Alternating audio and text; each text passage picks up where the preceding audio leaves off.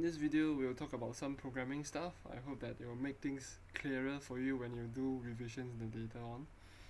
The first thing you need to know is to look at the diagram over here.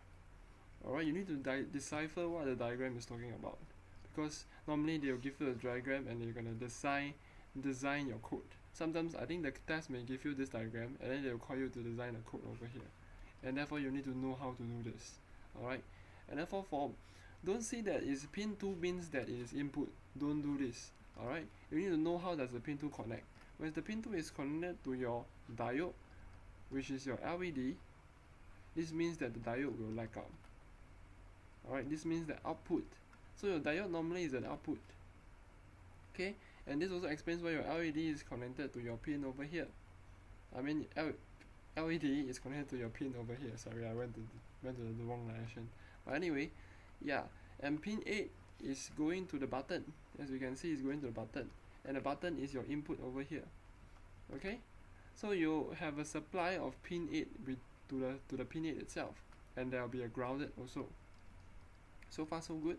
So there will be a switch, a diode, and remember, if you have a diode, put a resistor in front or behind also can. But please put a resistor because you're gonna burn your diode. Alright, because the diode itself can only take in 2 mV. The supply that comes in is 3 mV.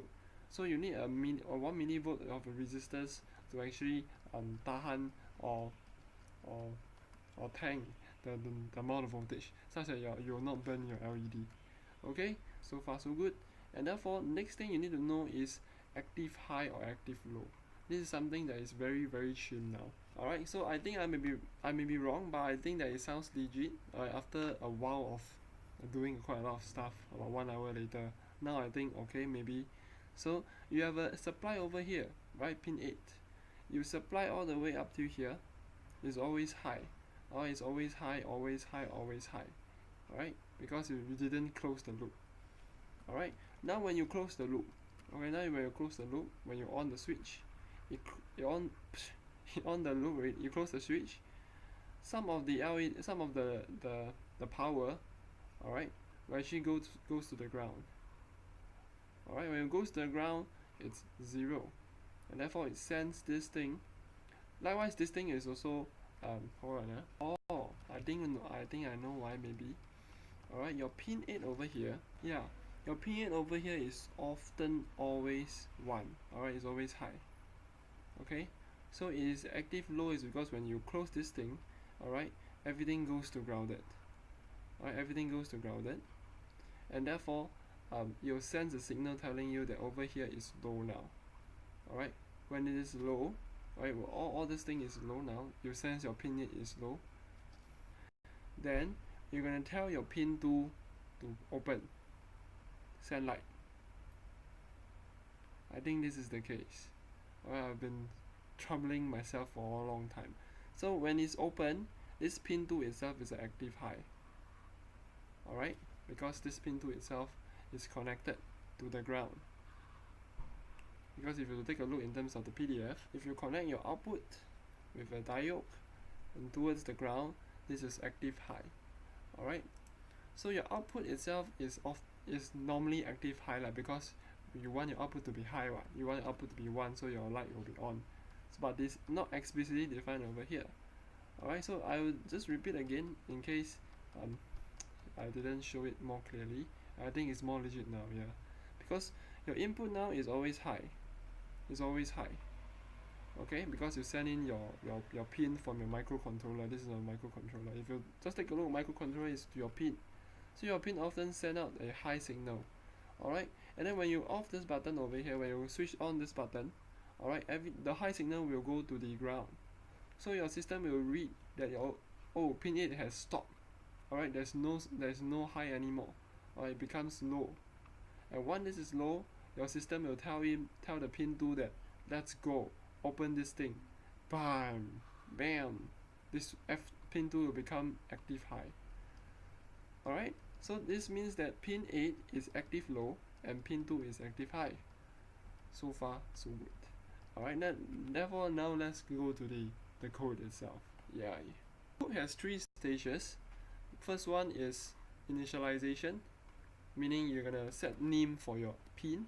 or set something for whatever thing that you want, then you set up, you do out whatever thing within the setup, and then the loop itself execute. Okay, and take note of the global declarations.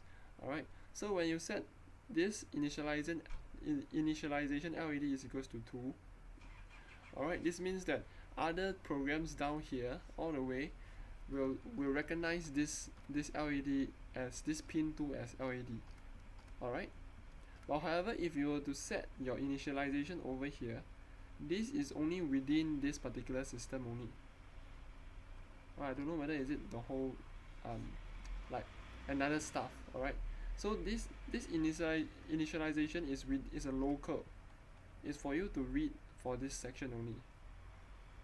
Alright, maybe we have other sections lah, but just want to let you know that the concepts of the global and the local. Alright, so the global one, you set this name. Make sure your local don't set the same name, because your global will overwrite it. Alright, so therefore be very careful of that. Alright, so you don't initialize the same name with your global. Okay, so therefore we initialize our pin 2 as LED. So we name our pin 2 as LED, we name our pin 8 as button.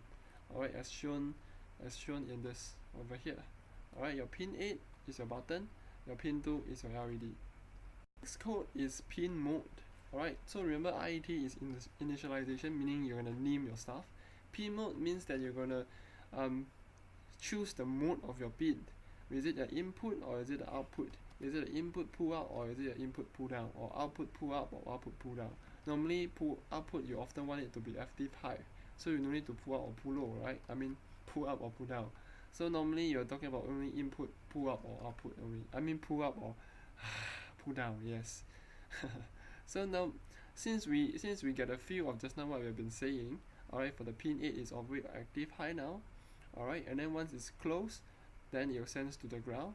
Sends to the ground already, this one will send to the pin 2, tell him that okay, let's go, let's on, active high, bam. Alright, so that's why this makes some link now, because the ground makes me feel a bit, yeah. Anyway, so, and therefore you set your input as pull up because you want it to be active low, as we say. Alright, and then we set our LED as output. Alright, so you output your LED to be light up lah. Okay, and therefore that's it lah. So the void setup and void loop is always given, so you don't need to type anything lah. Okay, it's always given when you start up the program itself. Now we're going to talk about the loop function, meaning you're going to execute repeatedly your stuff. So you're going to loop and loop and loop, and therefore if let's go over here first. That's why this is the local system. Alright, for the local one, you initialize this name. This means that you're going to name sensor val as you read your button. Alright, your button, normally when you read, this means that you're going to input. Alright, normally you are this person over here, and then you read your book. So when you read the book, you're going to input the knowledge into you. Alright, and then once you input your knowledge into you, then you're going to start to write. You take a pencil and then you write. So when you write, this is your output, and therefore it's the same thing. Digital read means that you're going to input, and digital write means your output. So when you read, you're going to read your button, you don't read your LED, right? Because LED is your output. So button is your input, so you read your button. Alright, so you set your digital read button, alright, as the name sensor val. So because it's easier to type lah, because it's a long chunk name over here. Alright, so if you want it to be nicer, so you put sensor val, and sensor val is put over here. So if you read the button as high, alright, then you write your LED as low. And this is why when you often send this pin 8 often high, you tell the system that don't go, don't stop, don't go. So this is the meaning. Then otherwise, or they call it the else, write LED high. So if it's not high anymore, alright, if a closed loop, this one will become 0, which is low. Then this means that your pin 2 is gonna light up, and then bam, everything goes already. Alright, and that's all it is. But I just want to highlight the importance of after every section. Alright, for void loop, you're gonna have this curly circle up till this section over here. Maybe not here. Yeah, this whole thing is your void loop. Alright, and then when you type in where if sensor val is equals to high, if you read the button is high, then you're gonna curly bracket, put in your stuff, else curly bracket again, put in your stuff. So remember to put in all these curly brackets.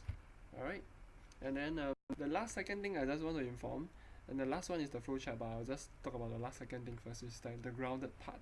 Alright, how does this nodes? Alright, there's some nodes over here, right? There's one point over here, and there's all these points over here. What are these all about in terms of the graphical one?